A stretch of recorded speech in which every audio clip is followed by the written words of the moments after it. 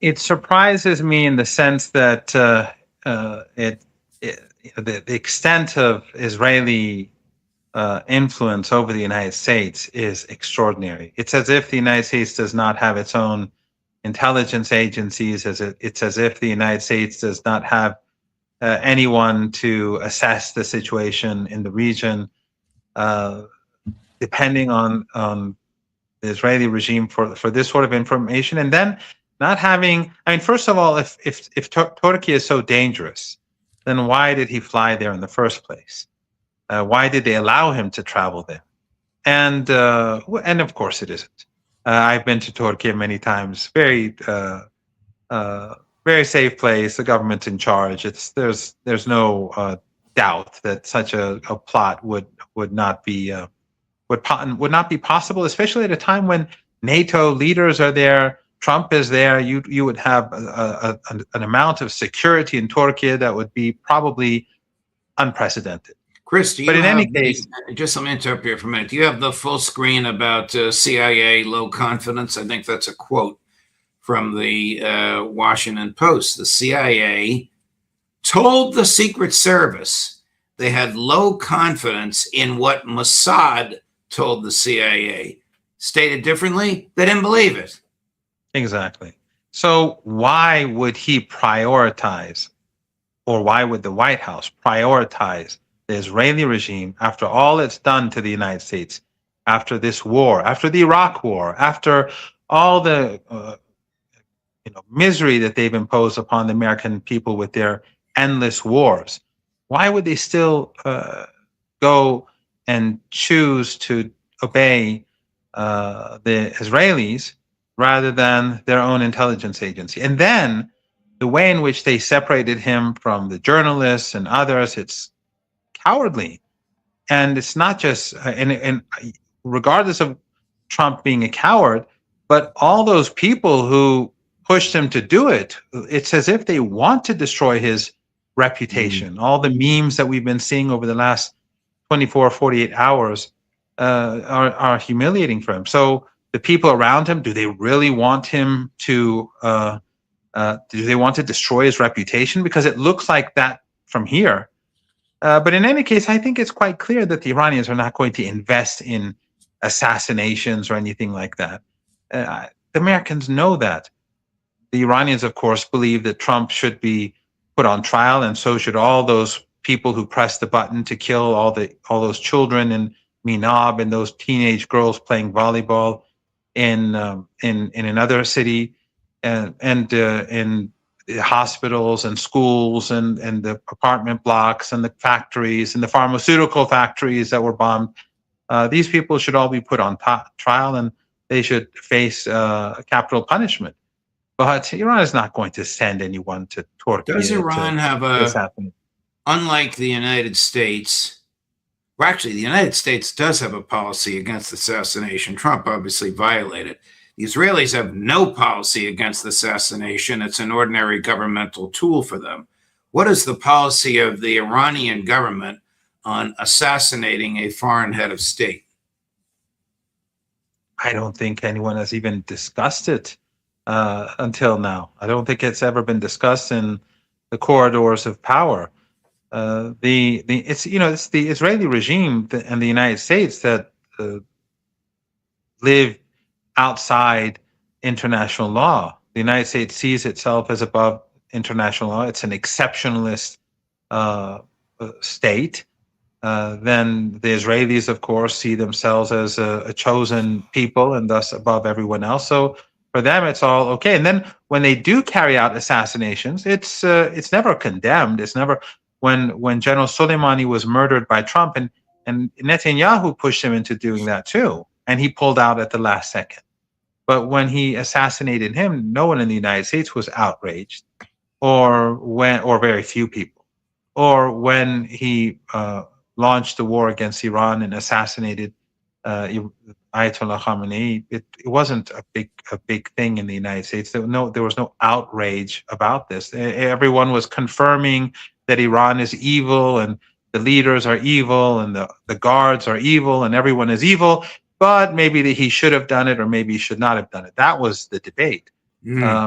So this is, and then what Western media does, Judge, is that during the war, they would bomb apartment blocks and kill like 30 people, 40 people every time. And then the New York Times or the Washington Post or other media outlets would call these precision strikes, taking out, Iranian leaders or generals, but not pointing out that this is the exact same policy that they would use in Gaza or in Lebanon. In Gaza, they would monitor the families of people, and then when the target would enter the house and the children would welcome him, then they'd fire missiles and kill them all and their neighbors. This is the exact same thing that they were doing in Iran as well, but no condemnation.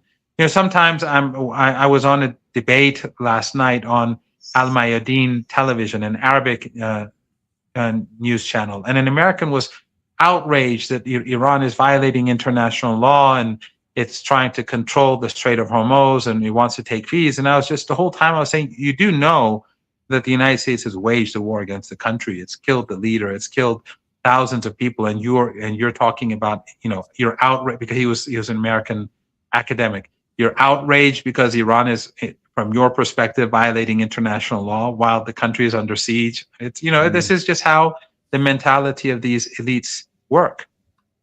Wow. What is that? I have to ask you this every time. Here we are in the middle of August. What is the status of the Strait of Hormuz as we speak, Mohammed? Not much is going through, and especially during the last 2-3 days, I think it's even been more so. What Trump is saying and what his officials in the U.S. government have been saying are nonsense. And the evidence is that I've been told, first of all, the United States is at least on the ground preparing for an attack on Iran.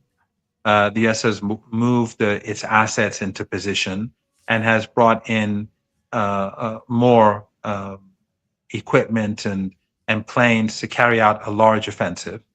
And the United States has threatened Iran with an attack through third countries. So if the Strait of Hormuz is open and everything is as the United States wants, then why is the United States threatening Iran with war? Now, the Iranians believe that if the United States carries out an attack, it could be a war on the nation, meaning to target infrastructure and in order to bring about societal collapse. And that is what Trump has been threatening all along. And of course, to know condemnation from European parliaments or European MPs or diplomats or governments or Canadian protests or Australian or New Zealand, no one seems to be at all upset about this. But if he does move towards an assault to bring about societal collapse, Iran has said that it will go and destroy everything, especially in particular in those countries that have assisted the United States, meaning the countries in the Persian Gulf, the Israeli regime, and probably Jordan, I don't know, but Iran will take out all of their critical infrastructure too, and that would bring about societal collapse on the Arabian Peninsula. They have no water. Everyone will have to leave, probably towards Europe or wherever, and then we will have a global economic meltdown, because when there's no more society, there's no more oil and gas, and that means that no one can manipulate the markets anymore. It'll just be catastrophic. He's certainly been manipulating the markets. Here's one of his manipulations. This is from 4 days ago, but you'll get a kick out of this, even if you've already heard it. Chris, number 3. Back to the subject of Iran, sir. Can you give us any estimate of when you think the Strait of Hormuz will be part of it? It's open now. We're taking a lot of ships. It's open now. Look, the only one that has control of the Strait of Hormuz right now is the United States Navy. We have a blockade that's been infallible. It's a steel wall. And we let people in that we want to let in, and those people come in, and they've been coming in and they're going out. So it's actually open now. We do not let them go into Iran. They're not admitted into the Strait to go to Iran. But it's open for others. We control the Strait 100%. Is there any truth in that? Well, they are blockading the Iranian ports and the Strait of Hormuz too, but that's from hundreds of kilometers away, and the Iranian ships do get through, and so do ships that Iran allows to pass through the strait. Iran hasn't completely shut down the strait, but no, he has no control over the Strait of Hormuz. If he did, then he wouldn't have to say it every day. I mean, when someone every day says everything is fine, that obviously something is not fine at all. Chris, can you put that full screen up that you just had there? This is from the Persian Gulf Strait Authority, which I believe is a joint, correct me, Mohammed, venture of Iran and Oman. The statement, which is August 12, 2 days ago, today's Friday, this is Wednesday, claims and repeated posts by U.S. officials that the Strait of Hormuz is no longer blocked do not change the reality. The Strait of Hormuz remains blocked and will not be reopened until Iran's conditions are accepted. Now, Mohammed, those conditions theoretically, well, not theoretically, legally, sat in the Palace of Versailles when he signed the Memorandum of Understanding. Those are the conditions in the Memorandum of Understanding. Am I right? Yes, you're 100% correct. The MOU, the Iranians are saying, implement the MOU in full. Don't try to deceive us. First of all, I should point out that is, at the moment, it's not an Iranian Omani operation. It's Iran that's carrying out. Okay. The Oman has not entered it yet, but they've come to an agreement. They haven't announced it yet, but the agreement is there. But they're waiting for circumstances to change because right now there's siege warfare going on, and there's no reason to make any announcement. But the strait is a part for it to open. The United States has to carry out its side of the bargain, and the Supreme National Security Council and the new chair of the Supreme National Security Council has stated basically that the MOU must be implemented, and they've given some extra explanations about what they mean. So in Article 1 of the MOU, the Iranians said the war in Lebanon must come to an end, and the Zionist occupation must be ended. And then they said the rest of the fronts must also, the situation must be normalized. Now Iran has named those fronts. It said Palestine, Yemen, and Iraq. So basically what the Iranians are saying is that we are going to have this MOU implemented in full in the way in which we interpret it, or there's never going to be any normalization in the Strait of Hormuz. Isn't there a trigger in the MOU for 60 days? Because the 60th day, I believe, is in the next day or so. It may even be this weekend. And isn't that a 60-day trigger the permission of the signatory parties that Iran can start charging a fee? Yes, definitely. Yes, after 60 days. Well, it